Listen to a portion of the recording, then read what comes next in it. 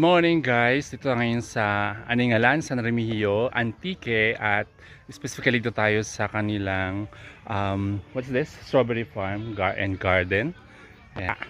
Sa kanilang garden magpasok niyo and you pay 30 pesos for each for the entrance. Ito, so dito kay Kuya. At ito yung sasalubong sa inyo. You have the beautiful garden here. Yan, look at that. Ang kanilang mga hydrangeas. Hydrangeas. Look at that. Beautiful. And here. See this? See this one? And see this one also? Wow, this is beautiful.